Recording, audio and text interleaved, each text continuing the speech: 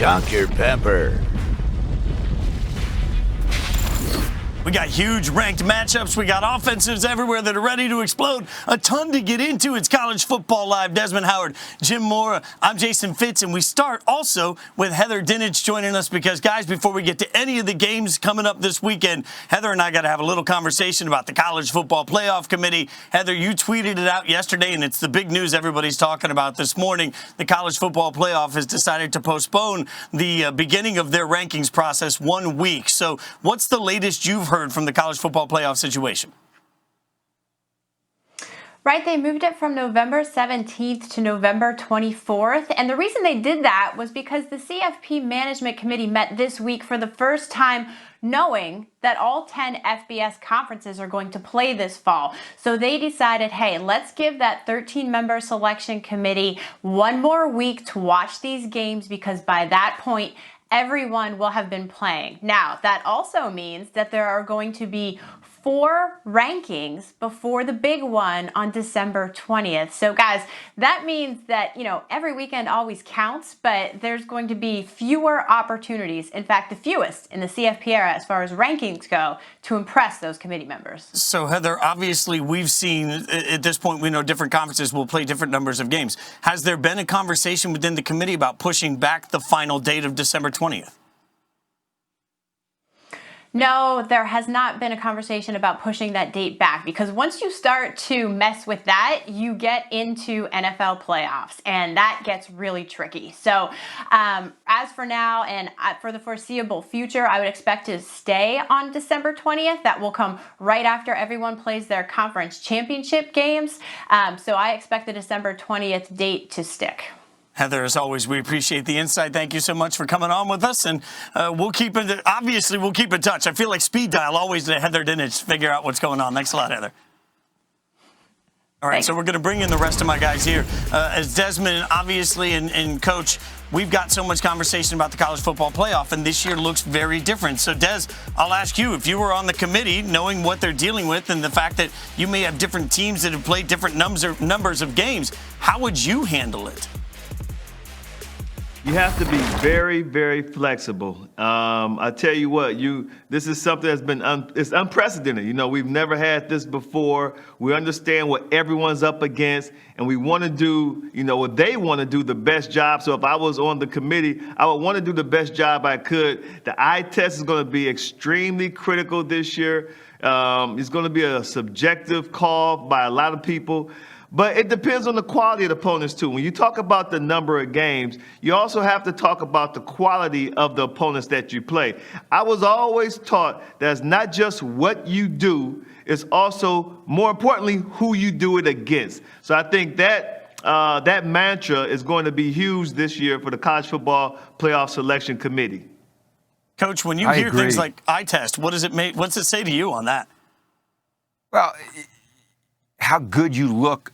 And as Desmond said, it's so important who you play, and it's also important how you play against those good teams. I mean, are you playing to your championship standard each week, week in and week out? And are you at your best when you're playing against the best? Because those are the things that people want to see. When Desmond talks about, the quality of your opponents, what it says to me is that, we're almost eliminating the Pac-12. I hate to say that, and we're elevating, obviously, the SEC and the Big Ten because and even now I say the ACC because Notre Dame being a part of it and the way Miami's playing, I think that conference is starting to really rise. But I think pushing it back is the best thing that we can do. I know we would all like to see rankings because it creates intrigue. It allows us to discuss and debate and have fun with it. But we want to make sure that we're doing the right thing for these programs and for college football and for the College Football Playoff in general. And the right thing to do is push it back, be patient, make great decisions, and figure out who the 4 best teams are when we make our final decision. So, Coach, from your standpoint, should the committee come out and tell us that there's a minimum number of games that must be played to be considered? I don't know that they can do that right now. It's like Desmond said, there's so much unpredictability this year in college football, and there's such a need for flexibility that I think that's almost impossible for them to decide right now. Now, maybe later on they will say, hey, you had to have played 7 games or 8 games or 6 games or 5 games. We don't know what that will be. And so, once again, I'm going to keep referencing Desmond because he's always so right on, is you better play to your standard week in and week out, regardless of who you play. And you better be at your best when you're playing the best teams and look great, because that's the eye test, because we don't know what's ahead here in terms of picking the Final Four. Des, any concern about a realistic scenario where you've got an undefeated Ohio State team that played 4 or 5 games taking on, in the committee's mind, a one-loss, let's say, Bama team that suddenly played 9 games?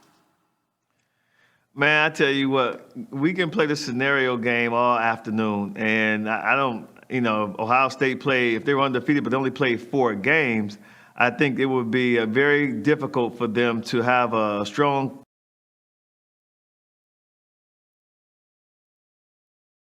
were against the 4 best teams in the conference, and they dominated those 4 games. And then that's when the eye test comes into play. And Coach, he said it perfectly.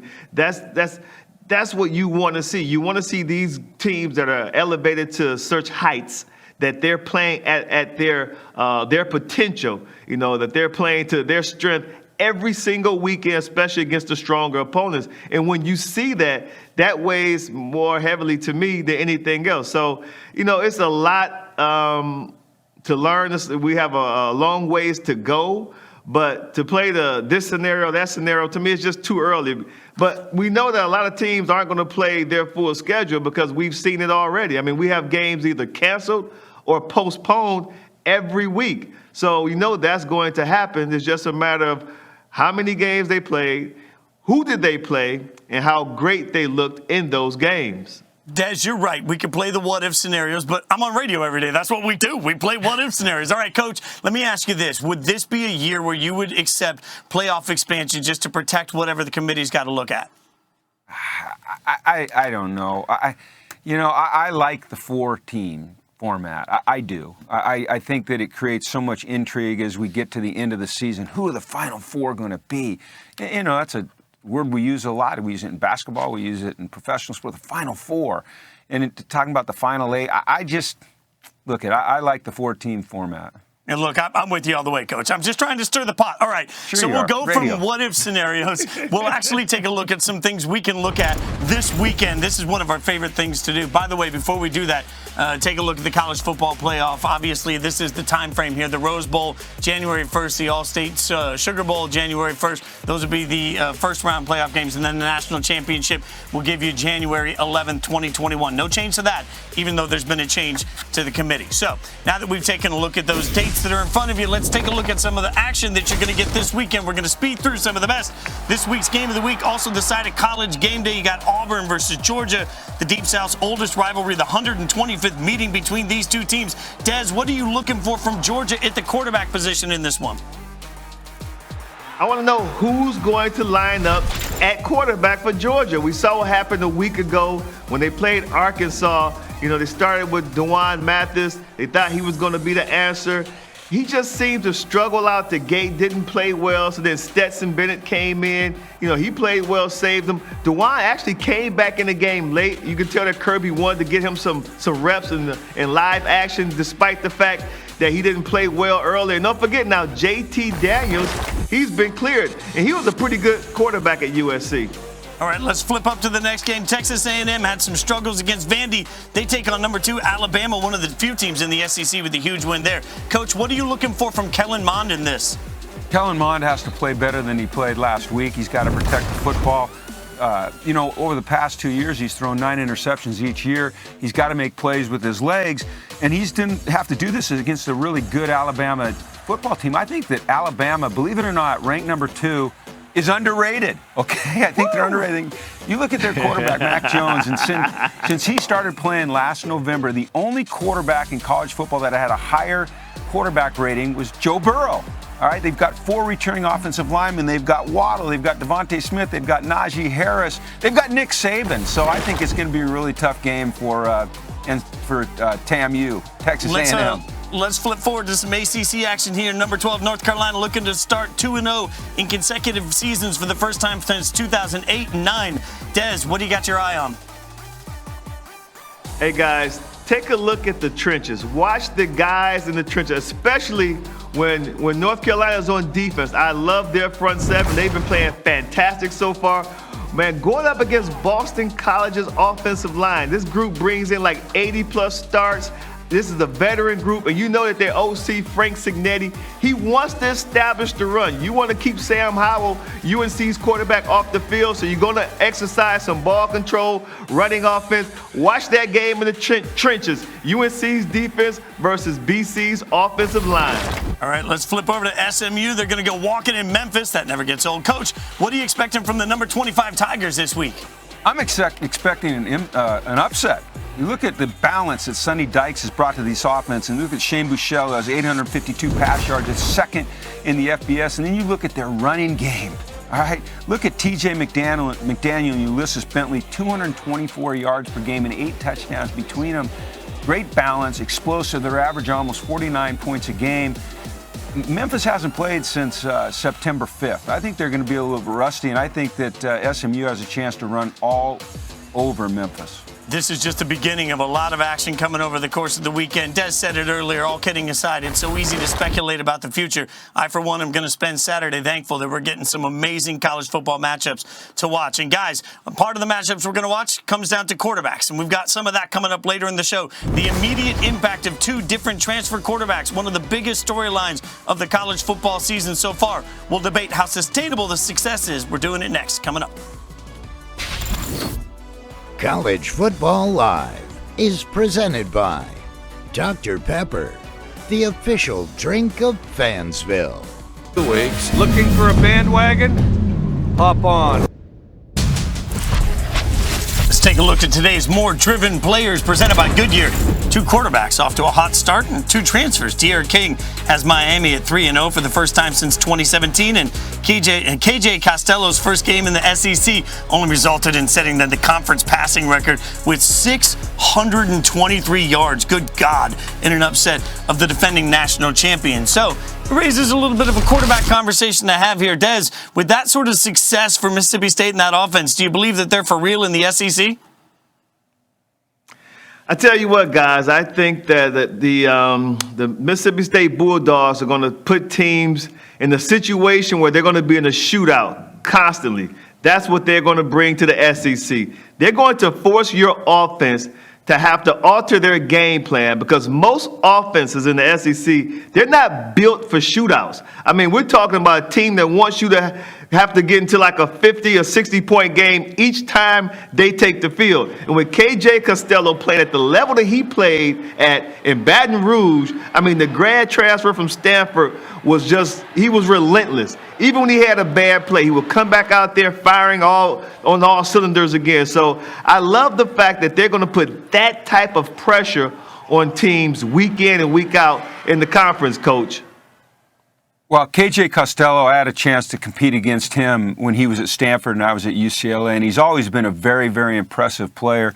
And he's a perfect fit for what Mike Leach wants to do. He stands tall in the pocket. He's patient. He's accurate. He makes very good decisions. And they are going to put pressure on people. But, you know, my question is when it comes time to run the ball, because they're going to get in a game where they're going to have to run the ball against some of these great SEC defense. Are they going to be able to do it? You know, and I don't know that yet. So for me, the jury's still out. I'm excited about it. I like what Mike Leach is bringing to the SEC. He's changing it up a little bit. He's got a quarterback that, you know,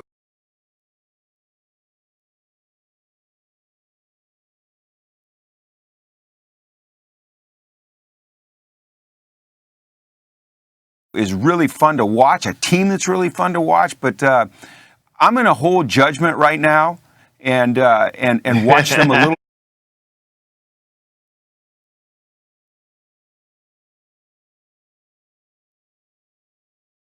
bit more when they get in a game that maybe is just a little bit tighter, or a defense is a little bit stronger than LSU was on Saturday.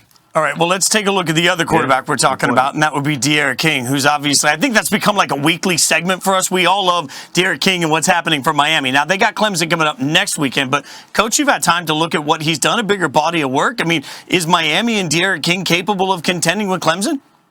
Well, I think they can compete with them.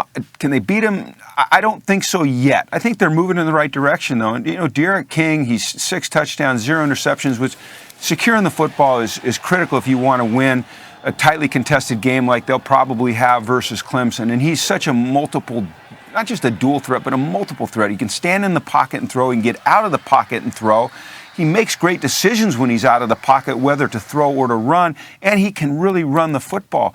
And I love the way Miami's running the football and playing defense, but we're still talking about Clemson. We're still talking about a developing Miami team. But listen, I love Derek King. I love the way he plays. I love the way he presents himself as a leader. I like his maturity. I like everything about him, but I just don't know that they're ready yet.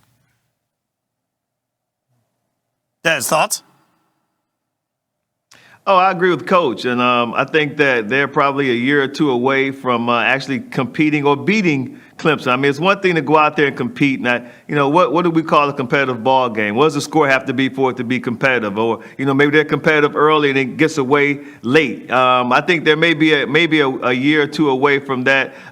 Derek King is the talk of the town. I live in Miami, but I'm going to tell you, one guy who's really impressed me so far, Coach, is Cam Harris, the running back. I think Cam Harris has had an extraordinary season so far. Like the early part of this season, he's the MVP of that team because the offense goes through Cam Harris. The man averages 8 yards per carry. 8 yards per carry. Are you kidding me? Has 5 touchdowns on the season already.